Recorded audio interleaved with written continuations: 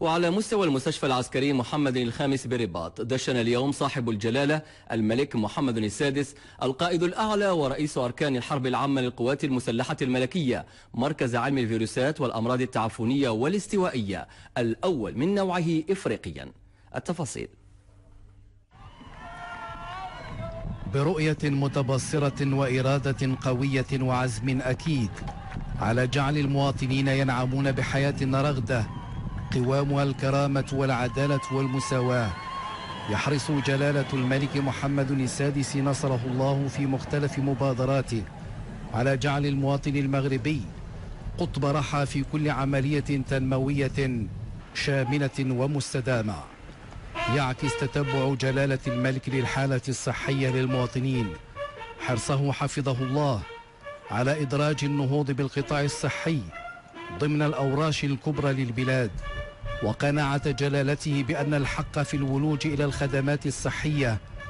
والذي كرسه دستور المملكة يشكل إحدى الركائز الأساسية لتعزيز قيم المواطنة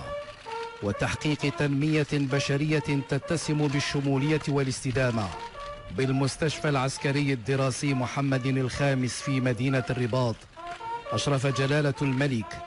القائد الأعلى ورئيس أركان الحرب العامة للقوات المسلحة الملكية على تدشين مركز علم الفيروسات والأمراض التعفنية والاستوائية، وهو البنية المرجعية ذات البعدين الوطني والدولي. يعكس هذا المركز الذي رصدت له استثمارات بقيمة 210 ملايين درهم والمنجز تنفيذا للتعليمات الملكية السامية الرعاية الموصولة التي يخص بها جلالة الملك أفراد القوات المسلحة الملكية، ورؤية جلالته المستنيرة والرامية إلى تحسين أداء المنظومة الوطنية للصحة خدمة لتطوير البحث العلمي والتعاون جنوب جنوب والتصدي للتهديدات المرتبطة بالإرهاب البيولوجي. يروم مركز علم الفيروسات والأمراض التعفنية والاستوائية المزود بتجهيزات متطورة تشخيص ومعالجة الأمراض التعفنية الفيروسية والبكتيرية والطفيلية والفطرية، والتكفل بالأمراض عالية درجة العدوى التي تتطلب العزل، لا سيما الأمراض الاستوائية وأمراض السفر. هذا المركز الذي يأتي لتعزيز الشبكة الدولية لمراقبة الأمراض الناشئة والظاهرة من جديد سيتيح التكوين المستمر والبحث في علم الأمراض التعفنية وتطوير تقنيات مبتكرة في تشخيص الفيروسات الناشئة، كما سيعمل على تأمين أنشطة الصحة العمومية واليقظة الطبية داخل مصلحة الصحة التابعة للقوات المسلحة الملكية. يدخل المركز الجديد ضمن استراتيجية محاربة الأمراض الناشئة والظاهرة من جديد شديدة العدوى والمهددة، ويستجيب لحاجيات تكفل متنوعة بالأمراض التعفنية سواء بالمغرب أو في بعض البلدان الإفريقية. ولهذه الغاية يتوفر المركز الجديد على مستشفى نهاري يمكن من التكفل التشخيصي والعلاجي بأمراض داء فقدان المناعة المكتسبة السيدا والأمراض المنقولة جنسيا والتهاب الكبد الفيروسي، وتدبير ومراقبة الأنماط العلاجية المبرمجة أو المحددة في إطار مستعجل، فضلا عن فحوصات طب السفر والتي تهم بشكل خاص العسكريين المتوجهين للمشاركة في عمليات خارجية والمسافرين والحجاج المدنيين والعسكريين. يشمل مركز علم الفيروسات والأمراض التعفنية والاستوائية على وحدتين للعزل من المستوى الثالث تهم أمراض الأنفلونزا الوبائية والحمى النزفية الفيروسية وأمراض ضعاف المناعة، والمستوى الثاني لعلاج الأمراض المتنقلة بواسطة حامل وأمراض الجهاز الهضمي والأمراض المرتبطة بالعلاجات والأمراض الجماعية. تحتوي هذه الوحدات على تجهيزات بيوطبية وتقنية ووسائل للوقاية تستجيب للمعايير الدولية،